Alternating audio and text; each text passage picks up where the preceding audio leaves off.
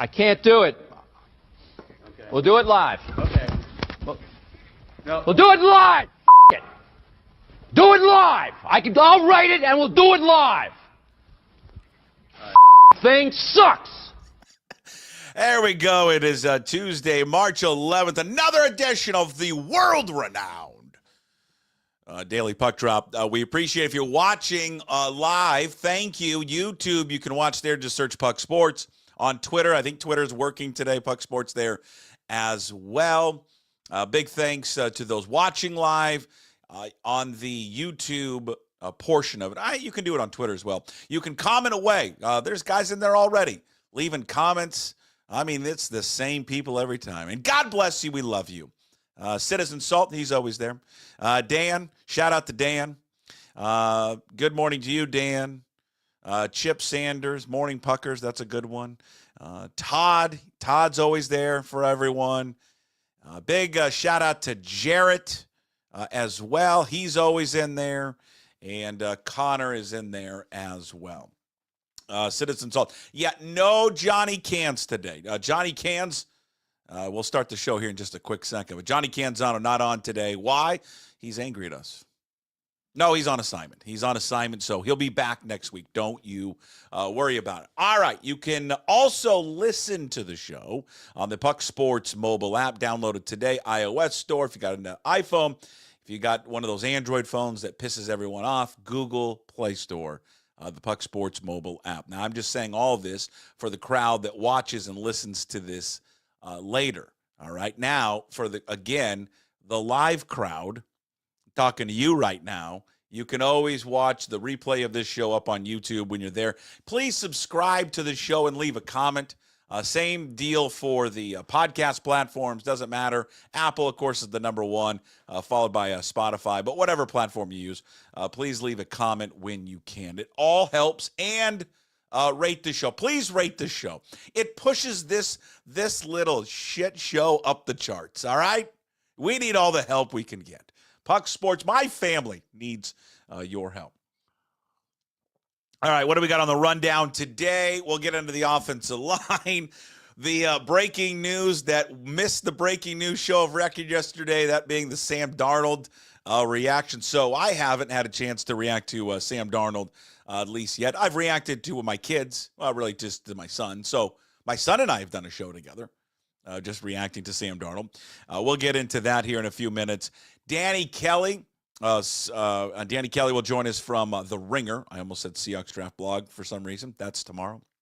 Danny Kelly will stop on by, getting Danny's thoughts on everything that has transpired in just an absolute crazy week here for the Seattle Seahawks. DK and Geno and now Sam Darnold. And then Brad Adam, who normally would be with us on Mondays, leading up to the baseball season, was not on yesterday. He was traveling back from Peoria, but he will get his thoughts on what he saw down in Arizona, get his thoughts on his golf game, because that's really the most important thing for Brad Adam is his golf game. All right, so we sign off yesterday, and we have always been, Jim and I have always been the breaking news show of record. I mean, it does not matter what news breaks. We always break news during our show. And we're going and going and going, and I ended just maybe a tad. Well, I mean, there really is no time limit for the show. I think I've always done like an hour and a half. Again, that's an hour and a half with no commercials, by the way, which is essentially 3 hours of sports radio. So keep that in mind, based with all their commercials. All right. But it's, sometimes it's shorter, sometimes it's longer. And, it's like 11:25, I think, is when I finally wrapped up. And there was nothing new on Sam Darnold. And we had talked a lot about Sam Darnold. And really, a lot of yesterday's show was based on, I would say, pretty good intel that Sam Darnold was going to sign. So we did cater the show, I should say, tater. I was thinking of, the quarterback coach for the quarterback whisperer for Pete Carroll. We did cater the show a lot to Sam Darnold's going to be here. But with the caveat, well, maybe he doesn't. And then there's that small chance he doesn't sign. And then what's plan B? But we never did react to the full thing because when we signed off, 5 minutes later, the news comes out, Sam Darnold has signed with the Seahawks. And when you look at the overall deal for Sam Darnold, I just don't know. I think they're question marks all the way around. It's not a home run. It's not a slam dunk, whatever the cliche that you want to use for it, because it's not. Because you have to, any rational person has to take a step back and go, okay, I can tilt my head and go, well, the first 15 or 14 or 15 games of the season, he was great. Well, the last two is all I have in my mind right now. The last game of the year against Detroit in the regular season, and then the playoff game against the Rams, he was terrible. He was awful. And I can't get that out of my head. So there's a lot, I think, when it comes to Sam Darnold. And the reaction, I think that a lot of people have, whether it was a good signing or a bad signing. I, for one, enjoy it, the Sam Darnold experience. But again, $100 million, $55 million guaranteed for 3 years, $33 million a year, $37 million there in year one, which, again, I think is a good deal for the Seahawks and a good deal for Sam Darnold. And I think that ultimately this will prove to be a good deal for the Seahawks, because I just don't think the risk is all that high when you get Sam Darnold. I mean, I think that the upside of it certainly outweighs probably the risk in acquiring him. And I don't think it precludes them from adding eventually another quarterback if they want to. Maybe they want to add a quarterback in the draft. I mean, who knows? And I still think that they can do that. I think the biggest question mark right now is what are they going to do in their offensive line? But again, if you look at the Darnold contract compared there to Geno Smith, again, you're a guy that you're paying less to him, and he's 7 years younger, and I think we all can like that deal when it kind of breaks down there with Sam Darnold. In terms of the offensive line, I mean, this is the problem I think with them. Looking at this team, is the offensive line, I think, for Seattle is just as an element where John Schneider has not been able to properly address this group for almost 10 years. And, you start looking at what they haven't done yet and the guys that have signed elsewhere, I think it's problematic. Will Fry's not coming to Seattle, so he agrees to a 5-year, $88 million deal with the Vikings. You get Drew Dahlman. He agrees to a deal with the Bears. What is that, $42 million over 3 years? I mean, I go on and on all these guards that they have missed out on. McCary goes to the Jags, $37 million over 3 years. Daniels goes to the Dolphins, $24 million over 3. Ryan Kelly, he's the center. Vikings, 2 years, $18 million. Aaron Banks goes to the Packers, $77 over 4. Bredesen goes to the Bucks, $22 million over 3. Evan Brown going to the Cardinals, $11.5 over 2 years. Guys they have just routinely missed on now. They did get some help yesterday with a kind of a swing guy in Josh Jones, but 5 years in the league, he played with the Ravens last year. What has he started? I can't even remember how many games he started. Is it 12 games in like 5 years or something like that? So it might be a little bit more, but it's not many. It's not many. So they have a plethora of cash to spend. I think they got a good deal in a somewhat affordable deal when you start looking at what other quarterbacks make on the open market with Darnold. But again, it doesn't matter who you put back there, and it doesn't matter who's calling the plays. If you literally do not have an offensive line, which, again, they have so many holes on their offensive line right now.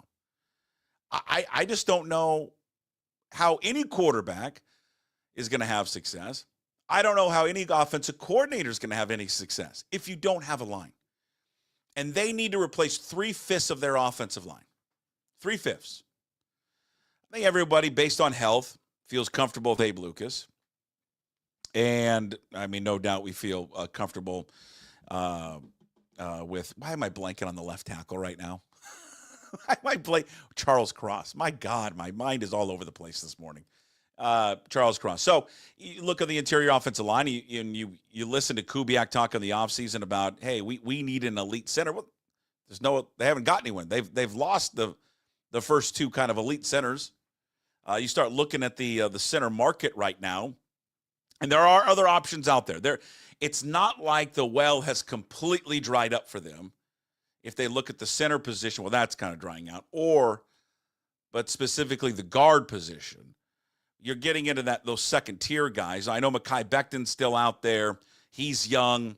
You look at him, former 11th overall pick. He was ranked pretty good rankings last year, 21st out of 135, 6'7", 363, all that. So he's out there. Brandon Scherf's out there. He had a so-so year last year.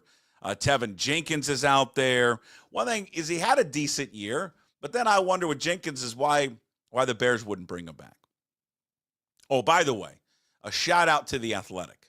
Athletic did a great job with all these position groups, if you go to their NFL page, of breaking down like their top 100, I think it's 150 or 175 prospects, and then you can sort it by positions, and then they give you the up-to-date, whether they're signed or not signed, and it's a really, really, really good there at The Athletic. So you have that. You have Jenkins. You had Zietler, who allowed 5 sacks last season. His pressure rate, though, was pretty good. If you read the story there in The Athletic, good run blocker. He is 35. Will Hernandez, another option out there, guard, has started about 91 games in his career, missed time last year, about 12 games with an ACL. He's a possibility. I mean, these are all just guys that are available. Shaq Mason's coming off one of his worst seasons. There's talk of him retiring. Dalton Risner played last season again with the Vikings at right guard, left guard in 23. But again, the Vikings are overhauling their offensive line, and it doesn't appear he's a part of that. Center position, it seems like the number one guy, well, really the only one option left now, is Josh Myers, Packers. He had a bad season last year, especially bad against pressure, according to reports. And then the other one is Coleman Shelton. And listen, I mean, you know what the Bears thought of Coleman Shelton, who played last season for Chicago, because they replaced him. They got rid of him. They replaced him with Dahlman. So, that's drying up. So certainly the center spot is drying up unless they feel confident maybe in guys that they have on their roster, but I'm not really sure why they would feel confident in those cats. But I don't know. It is an offseason that we're hoping that they were going to address the offensive line, and to this point, they have yet to do so. Let's get more into what the Seahawks have done and not done. Ladies and gentlemen, joining us from one of Washington's biggest, smallest cities, Bellingham, Washington, it is Danny Kelly from The Ringer. Danny joining us. You can follow, of course, Danny on Twitter and Blue Sky at Danny B. Kelly, senior staff writer, The Ringer NFL Draft Show. Our appearances where we talk draft and talk NFL is all brought to you by Georgetown Brewery and their new Tavern Beer, easy drinking domestic style lager made with Pacific Northwest barley and Yakima Valley hops, 4.2% brewed by our good friends at Georgetown Brewery. Wow. That was a fun week, or less than a week for the Seahawks. My God. Anything to talk about today? Jesus. They didn't stop. It just won. Boom, boom, boom, boom. Yeah, it's been like a roller coaster ride of emotion, I think, for a lot of Seahawks fans. With I think it was on Sunday or Saturday that all the news of trading DK Metcalf and Geno Smith came down. The immediate reaction was like, okay, so what's the plan here at quarterback? You're making a trade of your starting quarterback before you have another guy here. I guess I'm guessing. What's your take on this? They had some sort of handshake deal with Darnold, for sure, which is 100%, totally legal and above board. I mean, there is 100% that there was a deal. That's what we tried to articulate yesterday on the show. But you got to cover yourself because I guess things could fall apart. But sure, that thing was done because there's no way they make the deal for Geno if they did not have Plan B. That would have been foolish for Schneider to go, oh, let's trade him, but we really don't have a Plan B. Right. So, I mean, that, again, as the free agency period goes on, things become a little more crystallized for what their actual plan is. But as you were saying, right before I came in, basically, what is the deal with the offensive line? We still have the exact same problem we've had for the last 10 years, which is really low confidence in the offensive line. God, why, Danny? Why? I don't know, man. And honestly, it's frustrating. But seeing some of the contracts that have been handed out to some of these offensive linemen, I'm not necessarily sure I would take them. I think, there's a handful of guys I would have liked for them to sign, but some of these free agent guys are getting paid a lot. And you kind of wonder, if it was really worth it for those. Yeah, I mean, guys. Fries gets $88 million over 5 years is a big chunk It's a big of money. leap. It's a big leap, yeah. Though it would make you feel a little bit better, make you sleep a little bit better at night, knowing they have some additional talent on the offensive line. I guess it's draft or bust at this point. They could add a little bit of depth guys. Josh Jones, I think yesterday, who I remember from the draft a couple of years ago. He's definitely more of just like a backup type of player. But yeah, I mean, again, we've talked about this for the last few months. Maybe they just take like 3 or 4 offensive linemen in this draft. They have a bunch of top 100 picks. That could be what they really focus on here. He just doesn't like overspending for these guys. Yeah. I mean, that is just clear. I know he kind of said, hey, maybe I'll kind of change my tune a little bit this offseason, but he didn't. No. He didn't change at all. And I know the market set itself because everyone was looking for the same thing. Right. And he knew that going in, but he still has decided to not jump in. I mean, there's still guys out there. I mean, Becton's going to be out there, and he's going to now be kind of the top target for everyone, unless he has signed here recently, and I didn't see it. But. I haven't seen it this morning, but yeah, I mean, there's a handful of guys you mentioned. I mean, I'm looking at this athletic thing, like you said. Tevin Jenkins still out there, Brandon Scherf, Kevin Zeitler, Will Hernandez, Shaq Mason, Dalton Risner. There's a handful of guys that I think would be interesting at guard. Not many centers out there at the moment. No, there's like 2 guys, and both of them, the Myers guy from the Packers, did not have a good season. If you read up on that article and other articles about him, and then the other one, the other top one is the guy for the Bears, but they thought so highly of him that they replaced him with Dolman. Right. So right. You're getting that would be the offseason, wouldn't it? Yeah. Hey, they get Dolman. We got Shelton. Suck on that, Bears. Yeah, and I don't know if like Mekhi Becton is honestly a great fit for what the Seahawks want to do. He's kind of like one of these bigger guys. I don't know if he moves quite as well as what they're looking for. What do you got against bigger guys? Well, they in the wide zone scheme, you got to kind of be able to move quickly. If I play a drinking game, for how many fucking times I got to read about wide zone on this Twitter thing, I'm gonna lose my mind. Look, maybe this is like the one. I think for a long time, like getting wide zone scheme, you can kind of find guys a little bit more easily because the blocking is a little different. It's like you're trying to occupy a space and you're trying to get to a certain spot, going laterally, and then basically it forces defenders to either overplay or not get quite wide enough, and that is like how you do it. It's like it's not so much of just like one-on-one blocking where you have to beat the guy in front of you. So maybe there's something there. I don't know. Permission to ask a dumb question. Sure. Can we just get somebody that can fucking block? Well, that would be great. I'm into that idea. Maybe that's. I just want someone or more. I want 3 that they just say, are they good at blocking? Yes. Good. I don't care what scheme it is. Are they just good at blocking? There's not a lot of those guys around. No, it doesn't feel like that. I think it's the problem. The guy that I just know they're going to sign. I just know in my heart he's going to sign is Brandon Scherf. He's going to sign him, guaranteed. 1st round pick, 5th overall. 33 years old. Guaranteed. He loves those top 5 offensive line picks, doesn't he? Luke Jokel 2.0. I feel like he's quite a lot better than Jokel was. I remember the Jokel signing, I think, was maybe like a low point for me in Seahawks free agency fandom. I was just like, oh my God, that was probably the worst signing I've ever seen. But yeah, I mean, I would be into the Scherf thing. Obviously, like he was very good at one point in his career. He's been injured. He's, and that's why he's still out there. He's a little older. But I would feel pretty good about that, honestly. I think that would be something I'd be excited about. Just some stability. Yeah. On that group, just with an actual plan, people that actually play guard, playing guard, tackles that play tackles, a center that plays center. Okay. I mean, I know they're, someone had said in the chat, well, they're really high on, who is it? The Sundell guy that they've had. Okay. Well, if they were so high on him, why didn't he play last year? Yeah. Yeah. Okay? I'm not jumping on whoever brought it up in the chat because he's right, because they've talked about him, but I would just ask them this. Their offensive line was terrible last year. Why didn't he play? Right. And it would suck to be reliant on this Sundell guy. That's the offseason acquisition. We didn't want to be aggressive in free agency. Yeah, why, John? Have you heard of this Sundell guy? I mean, His outside zone scheme. I'm telling you, undrafted free agent from North Dakota State. It's not necessarily like an ideal situation. But yeah, I mean, this is again, it feels like Groundhog Day with the Seahawks, where you just wake up every offseason and it's like, okay, how are we going to fix this offensive line that sucks? We have a pressure sensitive quarterback now in Sam Darnold, who took a ton of sacks last year. You know, not necessarily the most reliable person under pressure, decision making. What could go wrong? Nothing. It's going to be smooth sailing. Do you like the Darnold signing?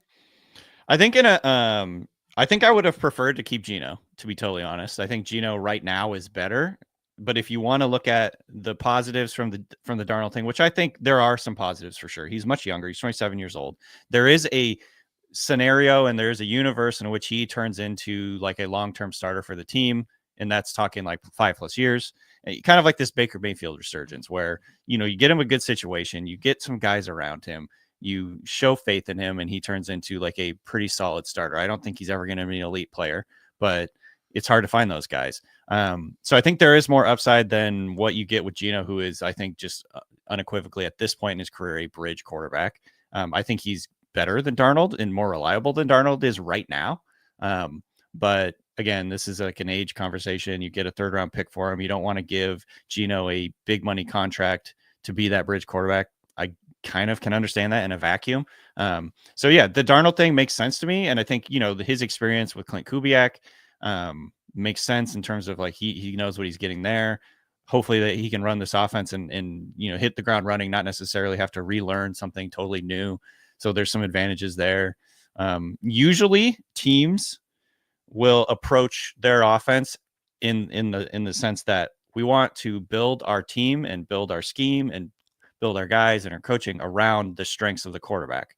The Seahawks are going the other way with it, where they installed a new offense with a new play caller. And by the way, that play caller not necessarily has the bona fides of like a longtime, really highly respected play caller. Like he's kind of a new guy. Hey, but he had those 2 games in New Orleans. He does have the name Kubiak.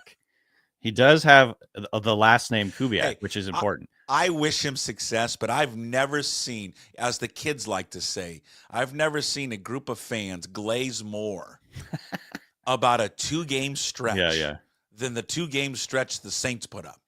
I mean, it was just 2 games. Right. We act as if like the 2 games was like 32 games. Right. So basically my point is, usually a team will build around their quarterback, who is by far the most important person in the building, other than maybe the head coach or the GM. And the Seahawks are going the other way with it. They're basically switching their offensive coordinator, bringing in a quarterback that fits that offensive coordinator in that new scheme. And both of those are pretty big unknowns. So I think this is a massive gamble. You know what I mean? Like, that's stating the obvious. This is a big gamble. I can see the upside of it, but I can also see tons of downside. So I think, you know, I'm kind of going into this with an open mind, but I'm not like super optimistic about how it's going to go, I guess, right now. Yeah, no, it's fair. And people will be like, wow, you've got to take a stand. You either got to love it or hate it. I always disagree with that. I think you could live in this gray. There's a gray area. Plenty of room in here. I know, but just people like just can't have it. No, because what they want to play, Danny. Yeah. See, there's a game that sports media people play. Some, not all. It's called the End of the Year Awards show. Mm-hmm. I was right, you were wrong award show. Right. And so some of the sports media, they want to claim at the end, I was right. Or you were wrong, and they like to pat themselves on the back. I agree with you 100%. I think it's always the way you tilt your head when you look at it. Mm-hmm. And so you can tilt your head to look at, you know, Sam Darnold, the positives of what he did last season. But I think at the same time, you have to acknowledge the play caller, the structure of that offense, the receivers, the receivers in that offense, the running game in that offense. I mean, everything worked out well. And yeah, Sam Darnold in that system can look great. And I think what is soured, I think it would be more palatable for many Seahawks fans to take this signing had the last 2 games not been so bad. Right. Because when you saw the last 2 games, you're like, uh-oh, That's New York Jets Sam Darnold. That is the real Darnold is Yes. starting to show rear his ugly head. Had those his 2 bad games pace. happened in the beginning of the season, then he finished strong. People would be like, "Oh, this is a great." Same time though, Puck, and this is important. If he hadn't done that, he probably would have cost $10 million a year more. You're right. You're right. Yep. And so you're getting a massive discount because he kind of fell apart there at the end. And by the way, like the Vikings offensive line wasn't that great last year. They kind of fell apart after they lost their left tackle. Their run game wasn't that great last year. They had a good running back in Aaron Jones, but they weren't like a dominant run game. I would say the big difference here, the huge difference here, Justin Jefferson and Jordan Addison, very good receivers, going to elevate the offense. TJ Hawkinson came in late in the season. Their passing game weapons are infinitely better than the Seahawks. JSN, for as much as I love him, not a number one receiver. The Seahawks, who's the second best Seahawks receiver? Jake Bobo. Undrafted free agent who barely could get on the field last year.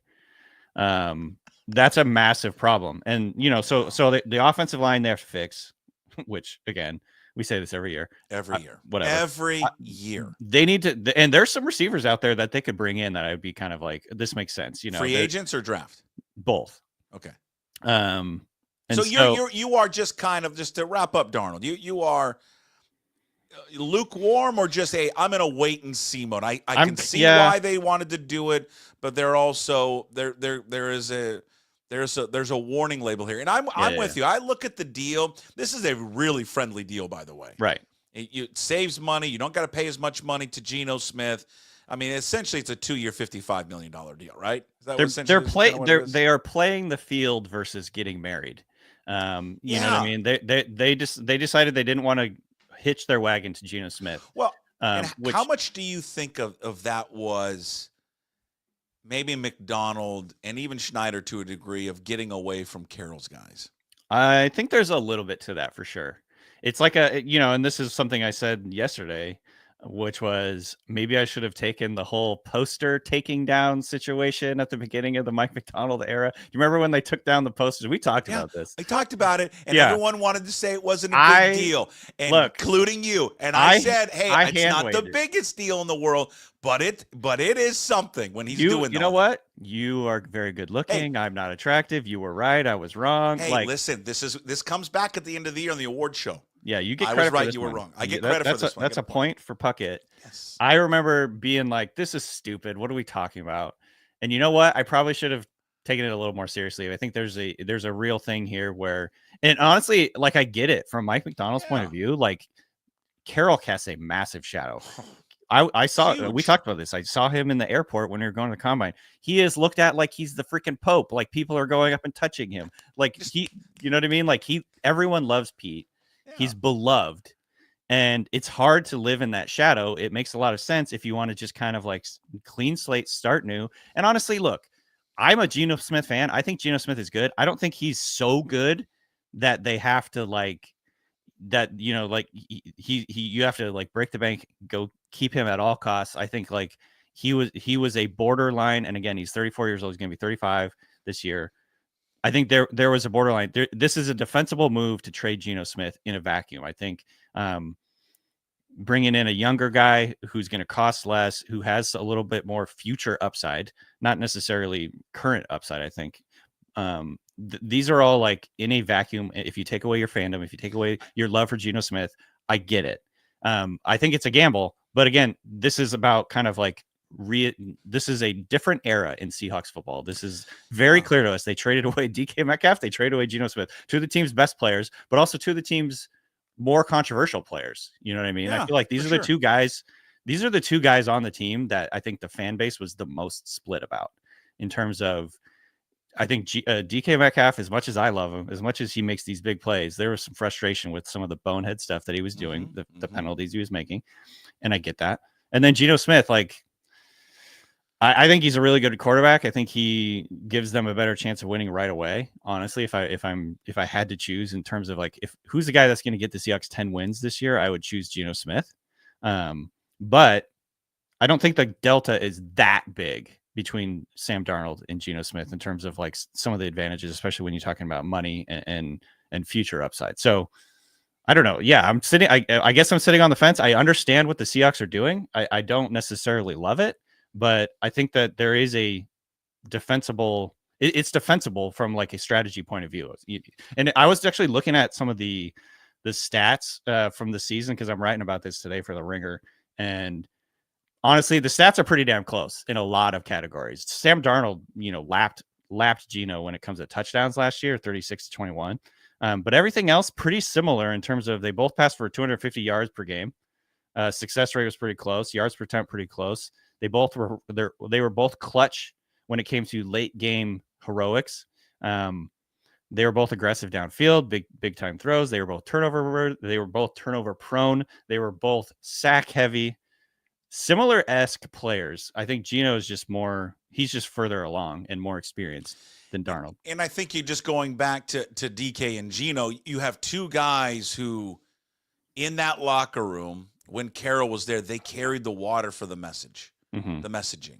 I mean, think about how tight Carroll and Metcalf were. You go all the way back to the combine. Right. It's taking the shirt off. It's drafting him. Yep. It is allowing him, which I think was a mistake by Carroll, but this is the way that Carroll coaches. And I understand you gotta coach, people differently, right? You can't all coach them all the same. Yeah, you have to coach every individual a little bit different. Yeah. And so, but he allowed those outbursts to happen, and he constantly and never reprimanded him at all, ever, for what he did. Right. And then there was a loyalty, a trust that got built up, I think, between those two.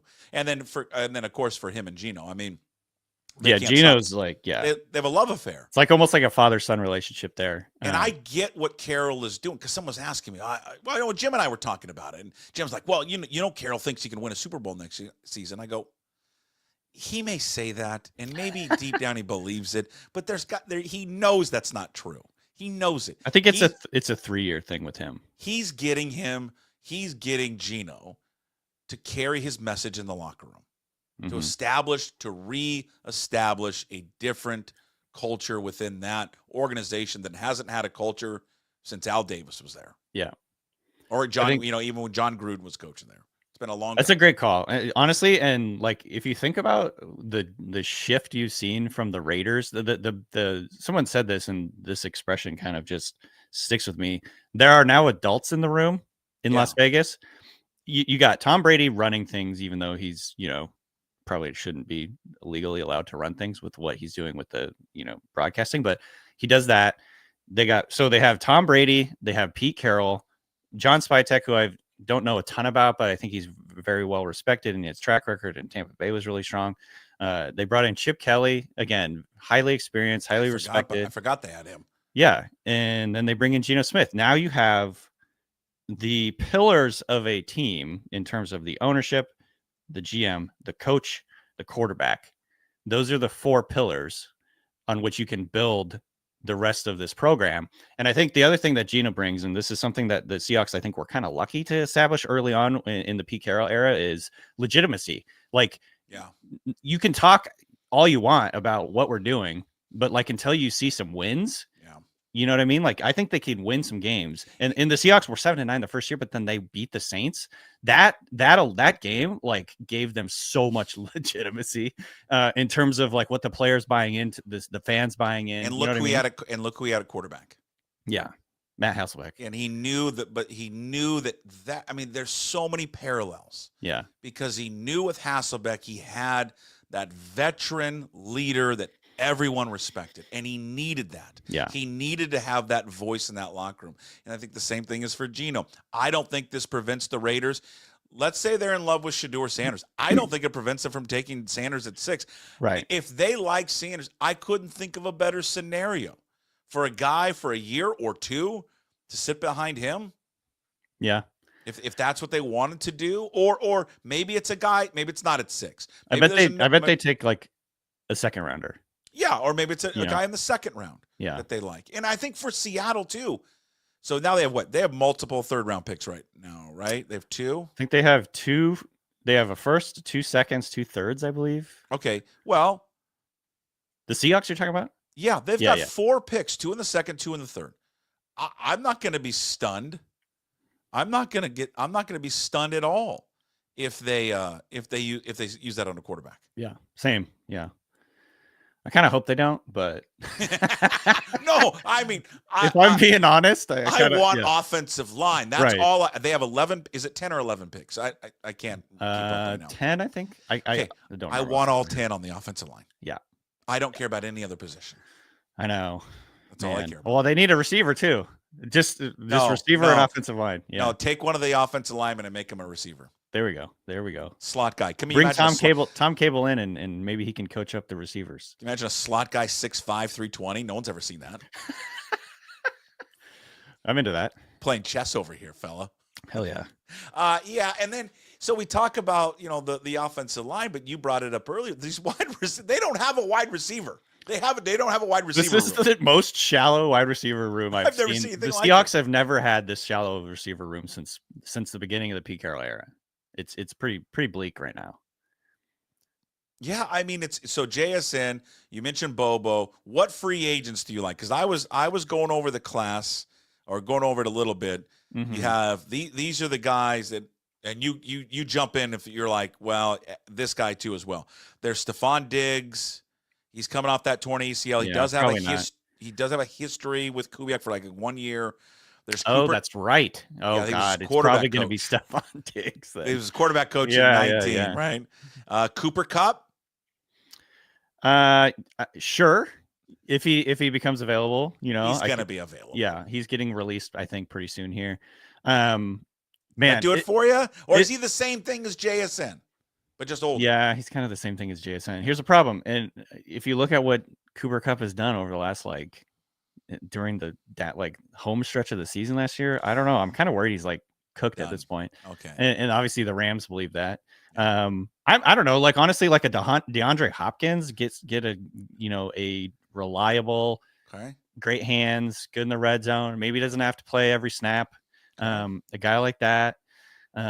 He's not retiring, right? Because there was this talk that he was going to retire, but then I think I don't know. He shot that down. All right, so I would say Hopkins would probably be the top on my list. Maybe a Keenan Allen. Again, these are guys that are definitely over the hill. It's just a bad Allen, and then next one you're going to tell me is Amari Cooper. No, I don't really. I think he might be cooked at this point. Aren't they all? Well, they all are. I think DeAndre Hopkins is the least cooked. Okay, least cooked. So that's the offseason plan. We went after, and I want Schneider to get up there. Well, we went after Hopkins and signed him. He was, according the least cooked to Danny Kelly, the least cooked. He's undercooked. He's undercooked. We got him. So yeah, you look at the free agents and you're like, there's nothing there. It's maybe a trade. Maybe a trade is in the works here somewhere. Go get George Pickens. Why do they get Pickens? Sure, go get Pickens.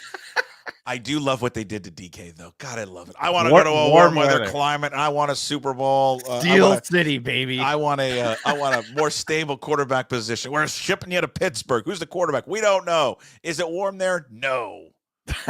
But he got paid. That's what he really wanted. I don't know if Russ ends back up in Pittsburgh though, he'll probably be pretty happy. That's a match made in heaven for them. Oh, that would be great. Are they still flirting with Rodgers? Yeah. How would you feel if you're Wilson right now? Because you're basically waiting for Aaron Rodgers to decide where he wants to play, and then you have to go to the other team. I mean, hopefully, you think Russell Wilson is self-aware enough at this point to know that he's not he doesn't have a ton of demand on the open market. Yeah, but who knows with him? I know. I think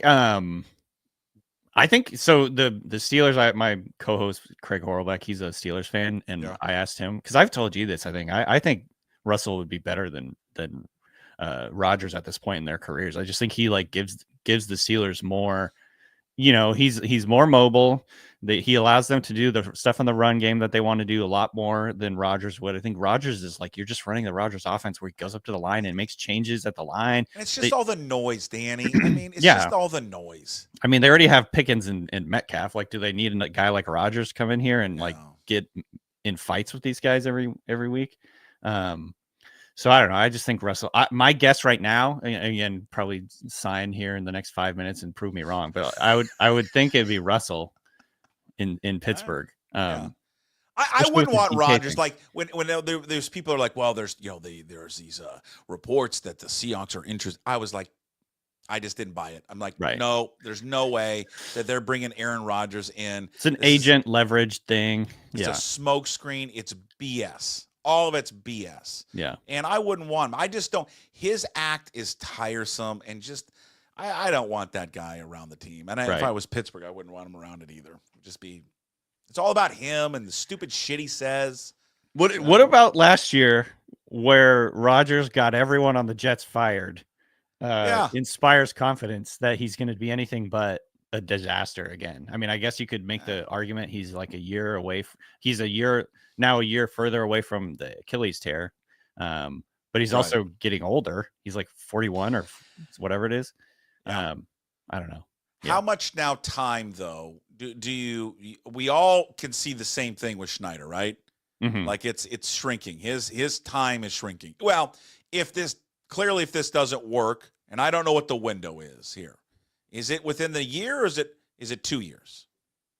Probably 2 years. Yeah, that's what I think. I would think. I don't think he's on that short of a leash at this point. Yeah. Yeah, I agree. I think 2 years because I think his deal runs through 27.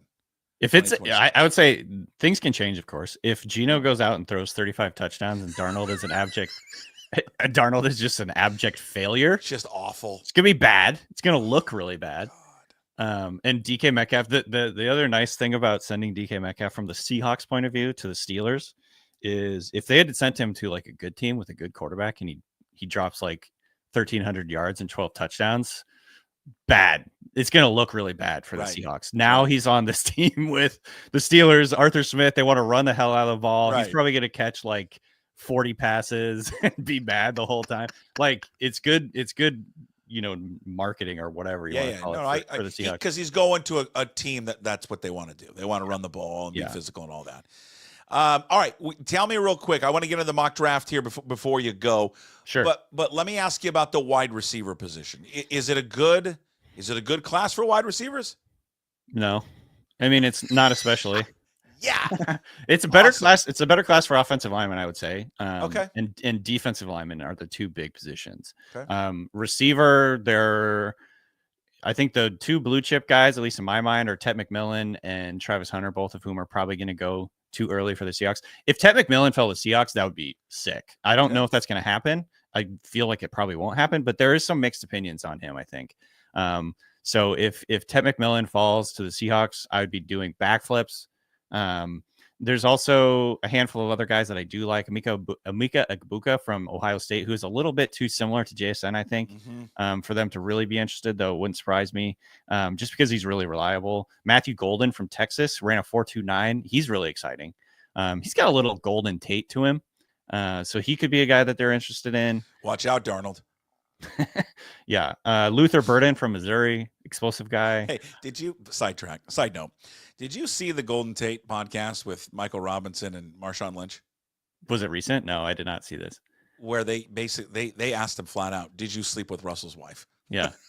What'd he say? He said no, but I mean, Jesus, man, I was like, I can't believe they asked him that, but they did. I was like, okay.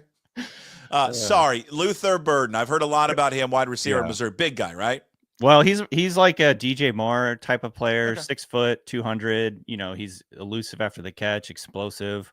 I could see it. There's a world in which they could really like him. I'm sure they would like that explosiveness on offense. So, and then there's a handful of, I think, day 2 receivers that are pretty interesting. I would say none of them are elite prospects, but I could 100% get behind a second or third round receiver this year too. So there's plenty of guys in that area that I would be excited about. Well, get ready for 3 yards and a cloud of dust.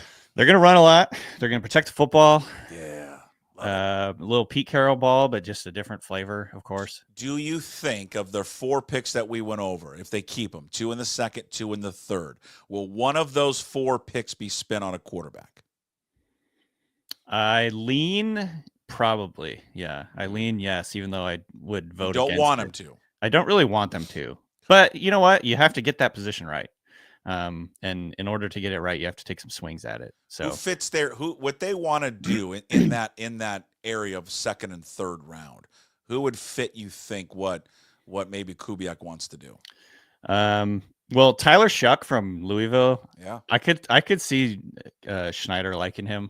Okay. for a lot of reasons. The main reason that he hasn't come out yet, he's going to be 26 this year, so he's a really old prospect. Oh, Jesus. That's kind of it's going to be the new norm to see 24 or 25-year-old prospects, I think, coming into the NFL just because of the NIL, the transfer portal being open. Guys are just they're recognizing that staying in school is helping their draft stock. Yeah. You don't want to come in and be a second round pick and then just like never get an opportunity to start, so that's going to be much more common. I think you can't really look at it as a huge problem that he's that old. And the reasons he stayed in school for so long is because he kept getting hurt. So there's a little bit of like a Michael Penix thing here where he got injured 3 or 4 different times, season-ending injuries. He decided to stay in school. I think he's got some tools that are exciting. He would be like a 3rd rounder, hopefully, though maybe like now with all the hype, he'll get pushed up in the 2nd round. He's a guy that I think would fit what they want to do. I personally like Jalen Milroe. I don't know if he's the type of guy the Seahawks would like or not. But he's such a good athlete that I feel like there's some things you could do with him to build around in the run game, run around.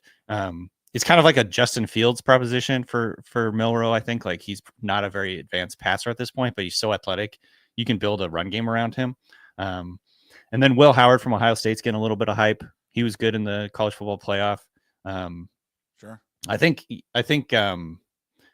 Dart is probably going to go earlier than the Seahawks will take him, or I hope that they would take him. Okay. So, yeah. In your latest mock draft, were there any changes? It doesn't look like you changed at the top. Abdul Carter, not too much, yeah.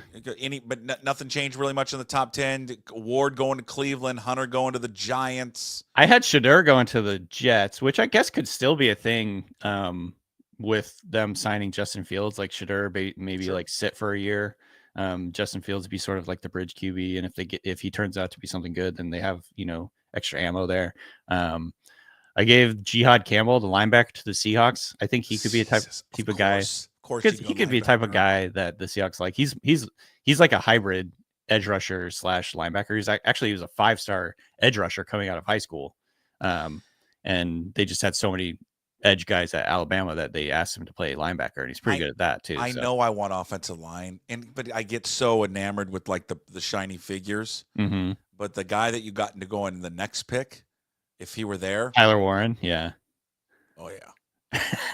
Oh yeah.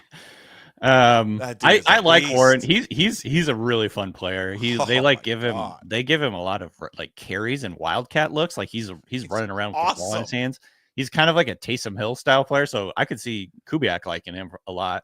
But I think like in terms of the hierarchy of needs, I don't think tight end is very high up it's there. not a need, but yeah. God, it's just he's a good player though. I think he has a really high floor.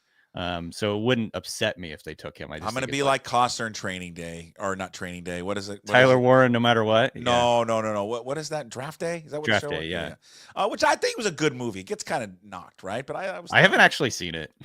It's actually good. Yeah, you'd like it. He writes down a piece of paper of the guy that he's always going to take. He's never going to go off that player. So I'm writing down offensive lineman. Just not going to. I think that's the smart play. Yeah. Offensive line. Give us Armand Membo from Missouri. That's kind of like the guy I got. Fine. Just all of them. I want all of them. All right, Danny, what else you got up at the Ringer right now? What do you got on the NFL Draft Show? Well, we got NFL Draft Show. We have a whole bunch of free agency reactions, so check that out. Obviously, a bunch of Seahawks stuff happened, so that's fun. And then at the site, I'm going to be writing about the Seahawks today, so look for that at the Ringer tomorrow. Okay. And yeah, then Draft Guide, big updates coming up in the next week or so. Awesome. Thanks, Danny. Appreciate it. We'll talk next week. All right, sounds good. There he is, Danny B. Kelly from the Ringer. Follow him on Twitter and Blue Sky there to go, of course, read his work at. God, I can't even talk today. Read his work at theringer.com. Also, check out the NFL Draft Show up at the Ringer. God, I mean, literally, I cannot speak today. You know who else can't speak? Because we're going to transition, talk a little baseball right now. We'll get back in the NFL to finish the show. But he's back from Arizona on his golf trip. Ladies and gentlemen, it's Brad Adam from Root Sports. He's all brought to you by John. Hold on. Can I get the read through? John Howie Steak brings you Brad Adam once again for a new year. Oh, yes, he's back, our buddy. What are you asking me? How do you look? What tan. Nice tan. Did I get anything? No. I tell you what, Puck. You don't look at all. Friday, coldest spring training game in history. What was the temperature? Well, that was just what I believe. Yes. The coldest game I ever. I think Yeah, it dipped In into the the 50s? upper 40s. No, I think it was Ooh. like 50 at game time. I think it dipped. It was crazy cold and I've told this raining the story whole day. before. I was there Terrible. one time when it Terrible. snowed. Oh, I thought I was safe in March. Don't ever go in February, really, because the No. weather's so February's iffy. not good there. No, and then it's still cold at night. It's Saturday. Thankfully, it cleared. The course drained pretty well. Saturday was okay. Good. I love how we went right into the golf. How was your golf game? Where'd you play? What'd you eat? I saw your little picture of your afternoon, evening hike with your photographer. Big Jerry. Yeah, that was Did you yesterday. hold hands on the way up the mountain, or It sure looked that way. I was pretty pleased with it. Did I was pretty pleased with our social person who put that on made there it to the top with the caption. Yeah, I was pretty happy with that. We both were. So thanks for bringing that up. We've done it. We've done it together. Oh God, I nice was laughing sunset when I hike. saw that picture. Nice sunset hike. Yeah, Oh, great sunset hike. My you just should caption- have done the heart hands. God, it was. my caption was Brett. Brings his Sherpa up the mountain, to help guide me, but he didn't like that. Yeah. So Well, we went yeah. with that one. But it's good. And then Sunday's game, finally nice and sunny and a good game, and it was good. It's good to be down there. Enjoyed it. The Mariners and really just what they last week should just send the Seahawks a thank you note, because it's kind of pushed them off the back burner just a little bit. Big time. Just, Wow. hey, I kept thank looking you. at it like they traded DK.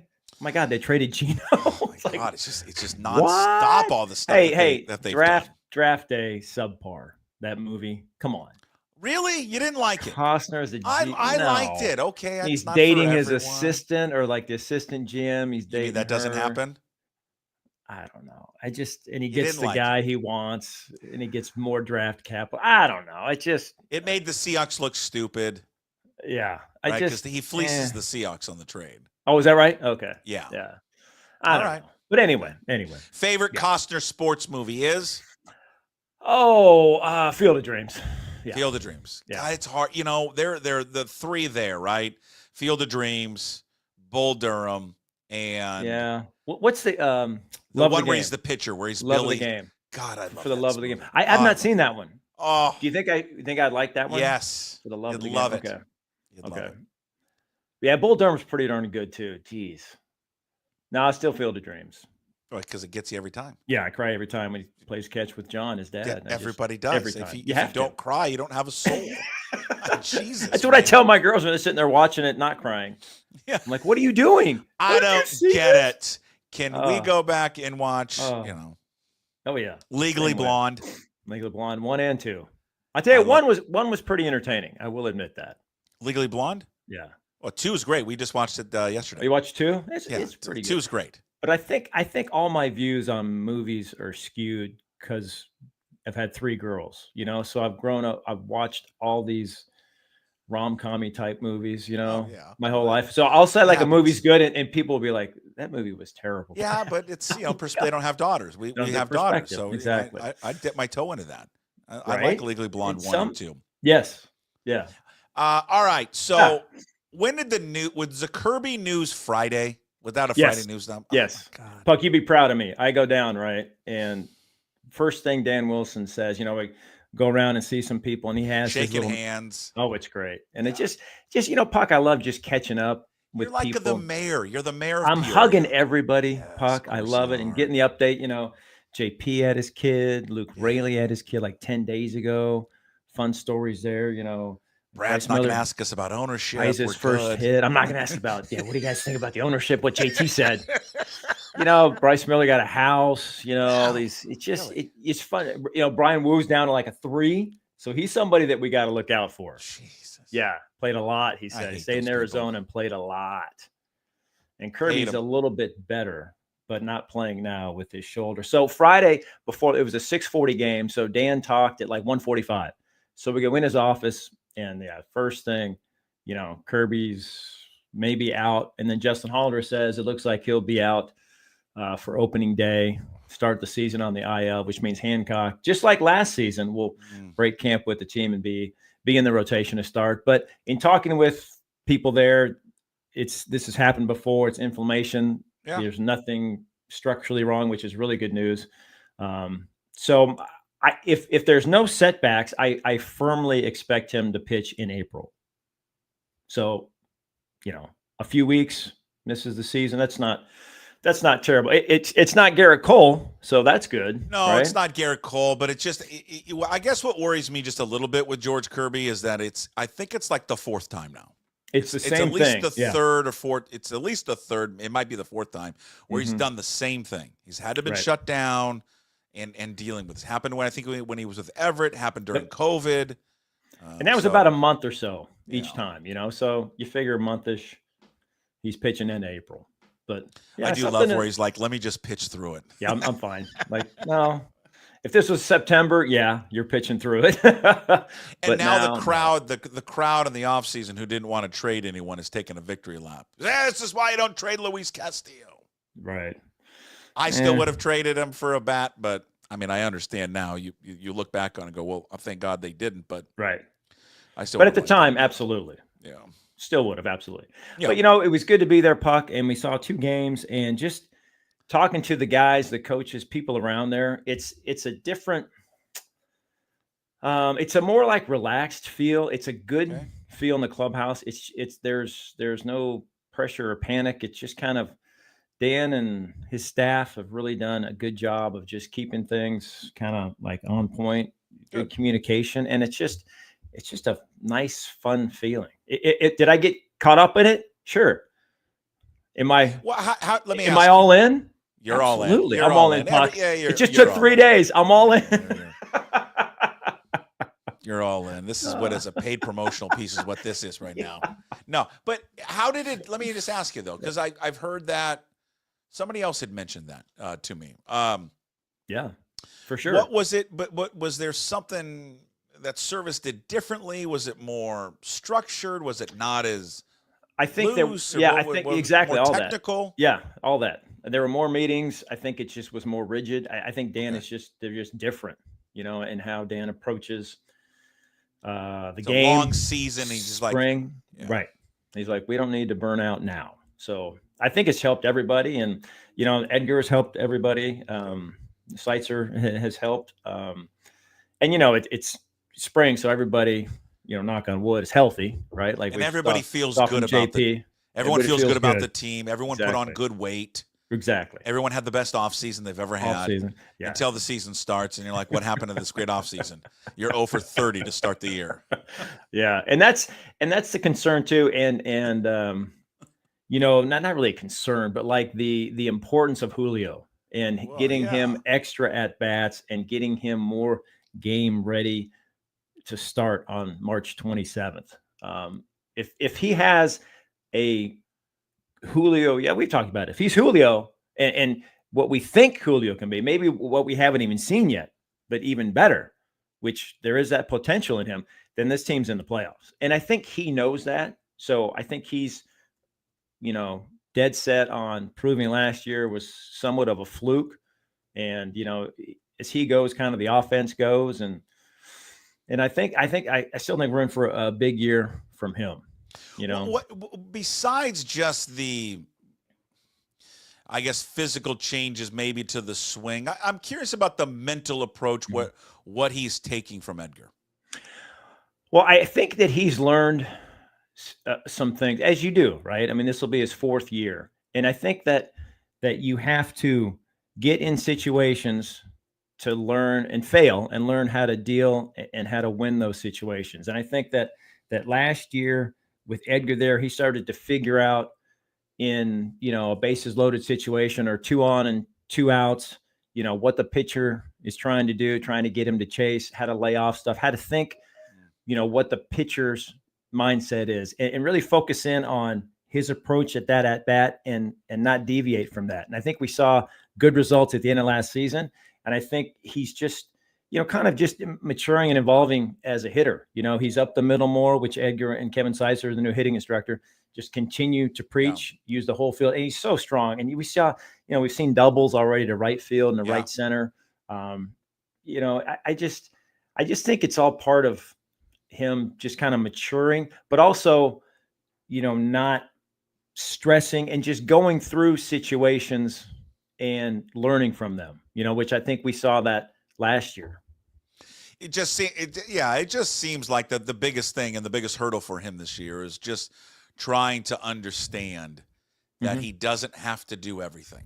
Right. Because when he starts to do that, and anybody, it doesn't matter who you are, right? He can't carry a team. This isn't the NBA. This isn't basketball. Now, one player just can't sit there and carry a team. Well, he can for like a week or two, and we've kind of seen that. But you're right. He can't do it. You can't sustain it. Right. And that's another part of it, right? And trusting the teammates behind him and not pressing. And it was tough last year because everybody talked about the offense. And if the offense was just better, this team would be in the playoffs. If they could just score a half a run more a game, and everybody was hammering on the offense. So these guys felt it, right? And they pressed, and I think he was trying to do too much. He knew he was, the quote unquote superstar in that lineup. Now he's getting paid like it, right? This year he's up to, I think, 20-ish, right? 20, yeah. 22 something. So, and he knows he's the most talented player that they have. And so he knows that he drives the offense. But to your point, I think he also says, hey, I don't have to hit a home run every game. If I walk, if I hit single, double, somehow get on base, trust the guys behind him and keep things going. He has to understand, and he does, because I think Edgar's probably hammering it in his head. Those doubles will turn into home runs. I tell you, just think, if you keep thinking, I mean, I'm a broken record, and I need to shut up on this. I mean, baseball, we overcomplicate it so much with all this new information that we have. Sometimes it's too much, right? And that was a problem last year. Hit the ball up the middle. Yeah. That's what you tell your kids, don't you? Yes, just hit it up the middle. Because when you hit it up the middle, that double becomes a home run. Everybody knows this. Like, the game doesn't change. I mean, what's changed is how much harder they throw and all that, right. Obviously. But it really doesn't change that much for a hitter. But you're right. And for him, as hard as he hits the ball and as fast as he is, there's no reason why he can't have 40 doubles. Like Edgar. He should be a lead the league machine. And last year, I'm going off memory here, but I want to say it was like 17, 18. I'll pull it up. Which puts him not good. Now look at Josh Rojas had more doubles. I think Julio was like third on the team in doubles. He needs to lead the team in doubles every year. Let's see what he have left. 17 doubles. I was right. 17. The year doubles. before, this is the big brain on Brett. The year before, 37. Which is good. Yeah. But I mean, he's a 40 double guy. Yeah. Homers are great. I got to see the doubles get up. I've got to see I've got to see the stolen bases improve. Yeah. I mean, he barely got to 20 last year just because he wasn't on base. Yeah. Yeah. But you look around him and, it's, again, we talk about it, right? Every spring, if everybody's healthy and if they bounce back, this is going to be a pretty good lineup. My favorite game. It's my favorite game. It's the if game. Lineup. It's the Mariners if game. Pretty good lineup. The comparison is interesting that Aaron Goldsmith did a little something on a podcast, and we talked about it when we were down there. Kind of the similarities between Kansas City and Seattle, right? Both pitched really well. You kind of forget Kansas City's staff ERA was top 5. So they were a really good starting staff as well. But the difference, Bobby Witt Jr. had an MVP type season. He took a huge step forward and was a superstar. And Julio wasn't. No. That was the huge difference in those two teams. And Kansas City makes the playoffs. Yep. And the Mariners don't. So and you see and then it's weird. And I wonder if he takes this to heart. I think he's. Oh, for sure. No, but Julio, because look at like MLB right now. Look who they're promoting. Right. Look it's not who's him promoted anymore. on MLB show. It was him. It was not him this year. Look who's promoted in their young stars of the game. Anywhere you look at MLB.com, not him. Not him. Right. He's nowhere to be seen. Right. So I wonder if he takes note of that. Absolutely. Absolutely. Especially with Witt being the same age and same number of years in the big leagues too, So, yeah. But it's just how, how close they've been the last couple of years, just that one game. Julio makes it more than one game difference, So excited about that. And, I thought getting some arms back in the pen, and we've talked about the pen being a big question mark. It was good to see Gabe Spire throwing 95, 96 early. Munoz is just hilarious with that kick changeup that he saw scrolling Instagram. I mean, what a great story that was. He's like, I don't even know who it was. I just scrolled and I saw it and I'm like, I'll try that. Fine. And then That's 10 inches of drop, and unbelievable. Cal almost drops it, right? But he's throwing it in games, which Yep. means he's got 102 mile an hour four-seamer, like a 98 two-seamer. He's got the slider that is unhittable. And now he's got this changeup that looks like a splitter. Okay. That's what I've been told. And it just drops. But now splitters are like, 82, 83. This is 92. I mean, what? Unbelievable. I mean, if I that saw guy the can clip the stay other day when he healthy. threw it in the game, and it was Yeah. nasty. Puck, if he can stay healthy, we talked about it, how many close games they play, a lot of save opportunities. Yeah. I mean, he had 22 last year, which is a career high. I mean, he should sail past 30 if he can just be healthy. And guys can get him the ball. If Brash can come back, if Santos can give you anything, get the ball to Munoz in the ninth inning. God, it's if. I have a lot of ifs, but I'm excited, Mariners- Puck. Mariners I'm excited. 2025. If only. If. No, just if. If. But a lot of teams are like that, right? I know, but I mean, now the Yankees are like that. Luis but Hill not a is lot out of organizations have done it for 40 years. Yeah, that's true. Hill is out for 3 months. Cole's out for the year. Yeah, Yankees are that's reeling. just terrible. Yeah, Houston's got so many ifs. I don't even know who's playing for Houston. I couldn't even tell you their lineup. I right honestly, no. Texas, I couldn't tell you more than 2 pitchers. Did there's I don't know. I know you didn't walk around, but I am and be like, hey, Sure I did. what do you think about? I walked around and met the people. I know, signed but what I'm autographs. asking, I Come know on. you're just not hammering about Justin Turner. I am curious though, like what their reaction was to it. I know some talked to Divish off the record or on the record, but anonymously, and said, yeah, well, we agree with them. I wonder, did it bother them at all that he aired it out so publicly at all? I'm just curious. No. And to be honest, I don't think it was. I mean, everybody kind of, especially the players, right? They know more than we do. So I don't think that it was a surprise to them. Yeah. I mean, that's just the way the Mariners have run their team, and it's not a free spending team. It's not the Dodgers, right? It's not the Cubs, Yankees. I mean, was he there when they played the Cubs the other day? Was he there? Were you there for that game? I was not there. Okay. So I don't know. That'd be interesting. Yeah. And then come over and say hi. And then you missed the Riz game, right? Rick Riz. Jeez, yesterday. Jesus, Riz flew home. Get out of the way, man. Right, he turns his head. You gotta go full down. You go down. How Don't long just has he turn. been calling games? What? God, Turn your head. 43 go down. years. Yeah, go down. Get out of the way. And then tried to still call the action. Yeah. What a beast. He's the best, dude. These guys finishes the game. Finishes the dude. game. How about take the day off? Got to hit in the head with a foul ball. He comes back because he doesn't want to give any more time to Gary Hill because he feels threatened.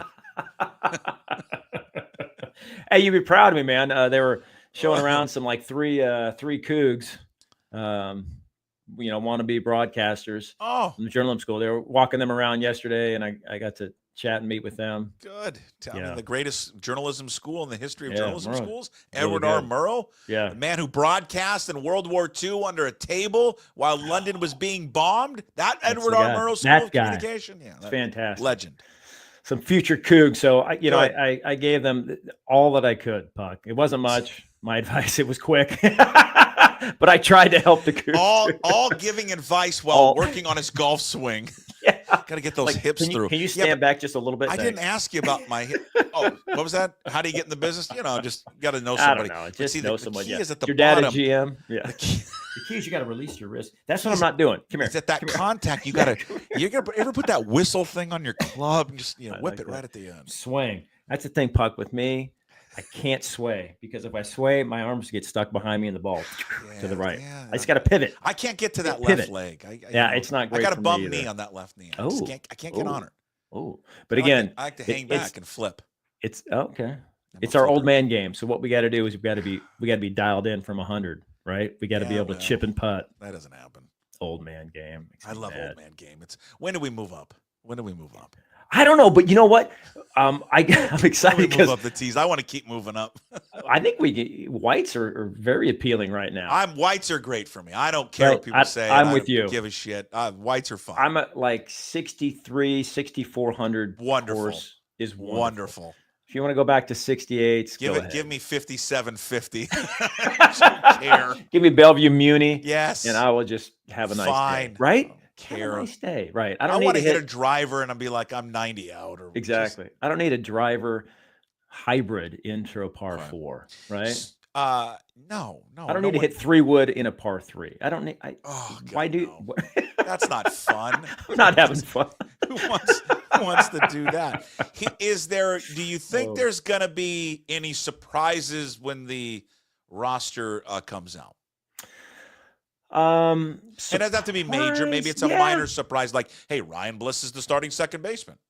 I don't think that's going to happen. I'm just It'll be interesting to see who they keep the couple of spots on the roster position wise, and I think also there's 2 open, maybe 2 in the bullpen, which will be interesting to see how they fill because Brash won't be ready to go, and unlike Santos either. So there's 2 spots to fill with 5-6 guys to choose from. So I guess maybe surprised to see who they pick. But yeah, I think there'll be 2 position players that they're still working on, and then the two arms in the bullpen. So there'll be some surprise like that. A surprise would be likely not going to happen. A surprise would be keep a third catcher. Right. That would be a surprise. But not going to happen, probably. Probably not. No. Probably not. So right now, Garver's doing well. Garver's doing well. Well, did he get hit? Didn't he get hurt? Didn't he get hit on the wrist yesterday? Yeah, he homered and then he got hit. So I don't know the update from after that. But he was having a nice spring. He was. Maybe put on good weight, Puck. I love good weight. Strength. I saw that. Put on some good weight. Would it be great if someone came in and said, "Damn, I put on some bad weight this offseason"? Well, Felix did one time. Well, Felix did. You're right. God, remember when he just stayed home eating? I've put on bad weight my entire life. I want to put on some good weight finally. Yeah. X-rays, according to Ryan Divish, X-rays on Garver's came back negative, showing no break. They'll look at him tomorrow, see if a CT scan is necessary. So good. Looks like they avoided anything major. Hey, there, Divish stood me up, by the way. Did he? Sunday that night. Sounds hey, about we're gonna right. meet up. We'll have some beers. Great. And then he texts me, my parents are in town, so actually I'm not gonna come out. Oh yeah. I'm like, really? Did they just come into town? Yeah, he knew or were they always there. Right? He slow played. Good excuse. Good excuse. Oh, and I just took my allergy medicine. I'm a little drowsy. Idiot. Listen, I'm down there next week and, for like a real quick in and out, and he's gonna do the same thing. Yeah, me and the kid. Real quick in and out. Oh yeah, you'll get no chance. Yeah. No chance. No chance It'll at be all. fine though. So what do you get? You get 2 games? Yeah, we get in there Wednesday morning. I think they've got a split squad there, and then play. Watch that, and then Thursday don't have anything, and then so I think we're gonna go watch the Padres play, and then Friday they got 2 games, and we'll watch one of those, and then get on out. Nice. Should be better weather for you. Hope so. Good. So we got Rayleigh first, Moore second, JP probably short. And Blanco, who was in the field again yesterday and seems to be doing okay. Oh, that's right. I forgot to mention that. He was in the field. That's good. Yeah, so that is good, right. And then we outfield set. Rosarina, Julio, and Robles. All right. Yeah. And your opening DH day starter. Garver. Yeah. It was funny. I talked to Dan, just kind of shooting the breeze. Yeah. And you can say shit. It's okay. Oh, well, you can. And so I slipped one in. It's kind of like, Hey, we'll go back to our Legally Blonde movie. Remember the courtroom scene with Luke Wilson? Yeah. He's talking to the guy, blah, blah, blah, blah, blah, blah. And what's your boyfriend's name? He says it. Right. It's like me and Dan are like, hey, so what's going on? And your opening day starter is? And he's like, I see what you're trying to do. Did he tell you? No. Caught himself. I'm like, dang. Who should it be? I think based off last season, it should be Logan, but I think it means more to Castillo, and I think Logan is more okay with not being the number 1 guy. Castillo I agree with says it 100%. Every year. He's like, I have 3 goals: opening day starter, All-Star, Cy Young. Yeah. So it's a big deal for him. Logan's like, I'll give you 1 more year, Luis, and then it's mine. It's right. And then I think that, and I bet you Logan wants to be it. I think everybody wants to be it, but I think also that once you get through it, then it's it doesn't really matter anymore. But I think with what you said, I think for Castillo that is and he's a veteran, he's older. Mm-hmm. I just think it's a badge of honor for him. Sure, and the offseason, the trade rumors and talks, it's kind of a nice. Yeah. Hey, buddy. We're glad you're here. We still like you. We still like you. Let's go out and get those A's, those Sacramento A's. Who keep spending money? Jeez. And for the 15,000, Where's this coming from? For the 15,000 people that sent me the same tweet when I put out, "Hey, the A's have outspent the Mariners." You know they had to do it because of Major League Baseball revenue sharing. I know. I'm well aware of it. My point was, I'm just being a smart ass. Right. That they've spent Just more relax. money than the team I watch. Relax. Yeah. That's they've been spending. I know they've had to spend, but yeah, it's. Yeah, I guess, but I don't know. I still don't know how they're going to get to Vegas. We'll see. I don't think they're ever going to play Ultimately, Vegas. who's going to pay for that, right? Yeah. Yeah, I honestly never. I don't think they will ever play there. I agree with you. I just don't ever. Where they go, do they stay in Sacramento? They might Play in that little league park. Sure. Yeah. I don't know. Portland's trying to ramp it up and trying to get a stadium done. I don't know if that would be an opportunity, but I don't know either, man. But it doesn't seem like it's going to happen, does it? What are we? 16 days away. Wow. 16. Yeah, I think so. Days away. Yeah. But that's not even the biggest thing. 16 days away, though. But we are 16 days away from it. What do you got? Well, I mean, so opening day. Before I get to that, what do you guys got planned for opening day? What are the big plans there? They're on Root Sports. Well, we always do. You're like my old place. We don't even know yet. Yeah. No, we always do an hour pregame, which we do the first half hour. It'll be Angie and myself out in center field set, entertaining all. Yeah. Bringing you everything you want to know about your 2025 Mariners for the first half hour. And then what I like to do is we turn things. Any fielding, any infield work. Ooh, I don't think she's I enjoy that. Tricks when of the she trade gets out there yes. and she's in like her pantsuit and she's fielding ground balls. There's nothing I like more than a woman in a pantsuit and trying to turn a double play. Yeah, giving her the six Fs in fielding. Yeah. Oh my God, who did that story? Shout out to Mike Varell, Seattle Times. Did you read that story on Perry Hill? Not yet. Oh, no. Did he do the six Fs? Did you do his? It is a beauty. I tell you, that guy is a beauty. Oh, I mean, the number of Gold Gloves that he has coached. I just want to have 15,000 beers with that guy. Oh, yeah. Put in a big dip and just talk baseball. That's all I want to do. You can do it. Yeah. What were we talking about? You got the second half hour. I love it. We take over, or we turn things over to the Mariners and their pregame ceremony, which I love because you're gonna have the Make-A-Wish kid running the bases, which I always tear up. I love that. Yeah. You've got the intros down the. It's not red puck, but it's T-Mobile magenta carpet coming out of right field. Yeah. You've got the Gold Glove Awards, right? Dylan Moore and Cal getting his Gold Glove and Platinum Glove on the field pregame. And then, of course, we top it off with Ichiro throwing out the first pitch. Now, I'm trying to remember in last uniform? Time. Oh, full. I can't remember. It was like 84, I think, his last first pitch. Per hour. And I think he's going to try to top it. So we'll see what he can top out at. But it'll be impressive. And then the intros, and then boom, we play ball. Okay, let's go. Yeah. So it'll be a lot of fun. 16 days away from opening day, but a bigger day. I got a bigger milestone for you. Oh. 30 days away. Oh. 30 days. Fucking A, man. Let's go. Game on. 30 effing days. Dude, I can't even. Away from the greatest event in all of the country. I can't even begin to think who's the favorite, There's so many. Of course you know who the favorite is. Well, come on. It's always going to be Scheffler. Rory's never going to win it. Rory's never going to win. Never going to win it. Ever.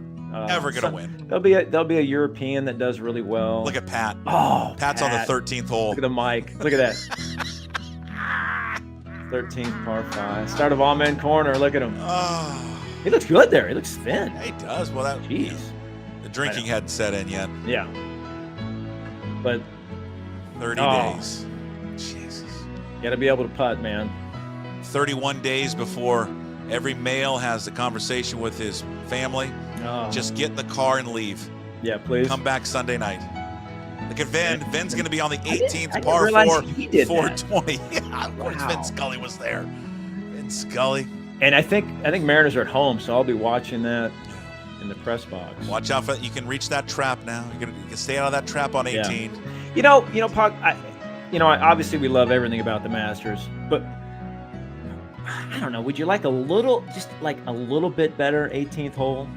Or are you okay with it? You know what I mean? Like, I 100% agree with you. Right? It's just like Venturi. It's like a driver 9-iron, and I'm like, I don't know. Yeah, I don't know. I mean, it's not a bad 18. hole. It's right. But I would say this. I don't think.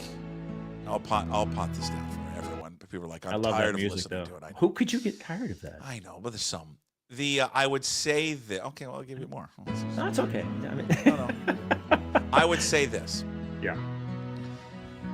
There must be no more intimidating tee shot.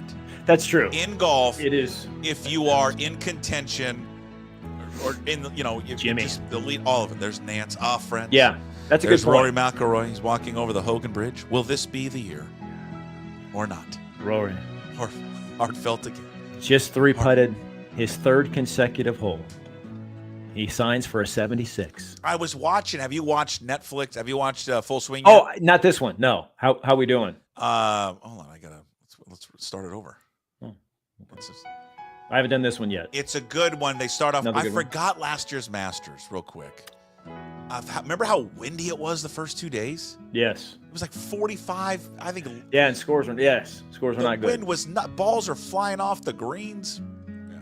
It's good so far. Yeah, it's I've only got through, I think, the first 2 episodes. Okay. 30 days away from the Masters, 16 days away from opening day. We've got the March Madness starting in, over a week. This is my time. With April's NFL draft. That's all of it. Yeah. God, I love this time of year. Yes. Great Pat. point. Hey, so let me ask you, are you good with Darnold over Geno? Yes, I am.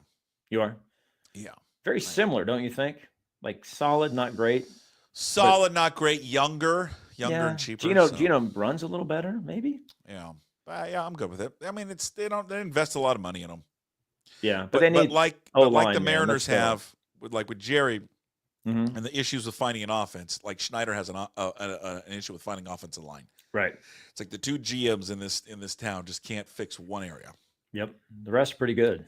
And then Ron Francis just can't fix anything. Boy, yeah. Well, I don't know what's going on there. Sell, rebuild. Fans will wait. Ron. They'll be there for you. Everybody loves a good rebuild. Don't ever use rebuild in this town. People lose their minds. All right. We step back. Yeah, it's a step back reimagining. You're the best. Glad you're back. And we'll chat again next week. I like it. Okay. Excellent. Thank you, my friend. See you. There he is. Brad Adam. Follow him on social media at The Real Brad Adam. Real Brad Adam, I should say. All brought to you by John Howie Steak. He is back for another year covering your Seattle Mariners. Normally would be on Mondays, but he was traveling back there yesterday. And then when the season starts, we're going to try and get a lock him down on a specific time, but there will be kind of times all over the place there with Mr. Brad Adam. All right, no Canzano today. I know people are asking. He was working on an assignment. He will be back with us next week. But, of course, we wrap up every single daily puck drop with Hey, What the Puck? It's brought to you by Restoration One in North Seattle. It's your restoration company that lets you avoid the stress of water, fire, and mold damage with their property restoration services. Locally owned and operated, make them your first call when those damages do affect your residential or commercial property. They're going to help you out because they're here to help. That's the mission and the goal of Restoration One, to help. 206-817-8917. Visit them online, restoration1.com, the North Seattle franchise. A little bit, we go back to the Seahawks on this one. And the great riddle that John Schneider needs to solve at some point is, how do I solve the riddle of the offensive line?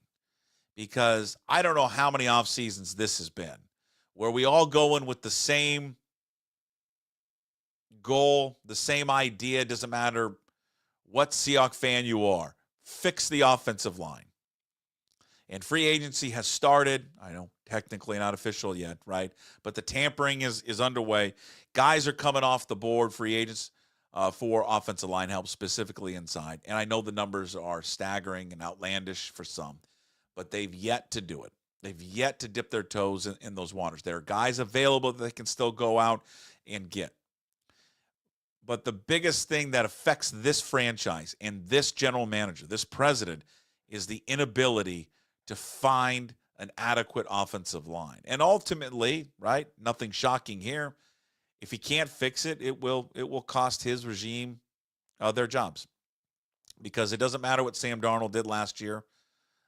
If he doesn't have an offensive line that can protect him, he'll revert back to the old Sam Darnold. If they don't have an offensive line, I'm not telling you anything y'all don't know. Walker can't run. They will have no running game. They have no wide receiver help right now. They got JSN. Obviously, they'll have some type of plan. They've won before with, quote, not superstar wide receivers. Certainly have improved themselves defensively than they were a year ago. But it comes back to, it's the same old tired cliche with any team that you talk about. You've got to win in the trenches. You've got to win along the offensive line. You saw it last year with Philadelphia. You see it every single year at all levels of football. And right now, they are just extremely poor right now on the offensive line. They've got two guys, one guy in particular on the right side that you worry about him with his health, but when healthy, he's very good. Charles Cross, I think above average, certainly. But they are inadequate inside that offensive line, and it desperately needs some help. So, again, there is still time to do it in free agency with some veterans that they can sign, and certainly there is help in the draft, which everybody agrees. Doesn't matter who you talk to, if it's Dane Brugler, if it's Rob Staten, it's Danny Kelly, that we all have on here on Puck Sports. It's a good draft for offensive line, so they can find help there. But, they're rookies, and so it's going to take time for those guys to develop. And can they identify the right talent? Because that's another area they have struggled in.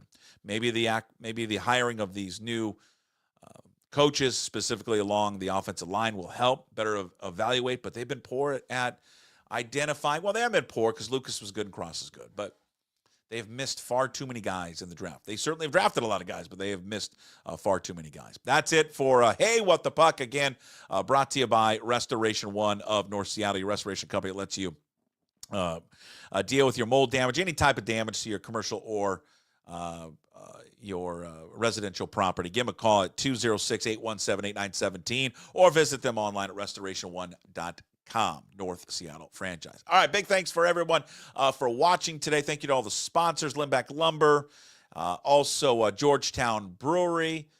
Go check out their new tavern beer at your local bar. Go visit georgetownbeer.com. Also, Restoration One and John Howie Steak. John Howie Steak was back bringing you Brad Adam every single week.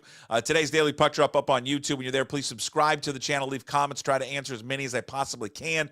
Also, the Daily Puck Drop is on your favorite podcast platforms. When you're there, please, it does help to rate the show. If you haven't done so, please rate the show for me. Send your rating. You can tweet it at me, Puck Sports. Send me an email, puck@pucksports. I don't care. Just need to see that you're doing it. Also, write a review when you're there, good or bad. And also, pucksports.com. You can find all our info there. And when you're at pucksports.com, you can also sign up to become a member of the Pucks Posse. $5 a month. You support Puck Sports, all the free content that we deliver. Also, VIP and exclusive content as well, like our baseball coverage with Ryan Divish, our 7-part NFL draft coverage series with Dane Brugler from The Athletic there as well. And a brand new show that will be starting, and keep teasing it, and you're going to love it. I think you'll love it. Well, you better love it. Starting the week of opening day of baseball. Starting that Monday. Check it out. Everything up at pucksports.com. All right. Tomorrow on Wednesday's show, we will talk to Ryan Divish. And we will talk to Rob Staten. Get his thoughts on what the Seahawks have done. Does he like the Sam Darnold signing? We'll get that all covered with Rob Staten from SeahawksDraftBlog.com coming up tomorrow. Until then, as always, promise to be better. No shoes, no ties. Would anybody like to smoke some pot? Yeah. I was born to love you. I was born to lick your face. I was born to rub you. But you were born to rub me first. What do you need my address for? We'd like to send out a mailer. Mother of mercy, I don't speak Japanese!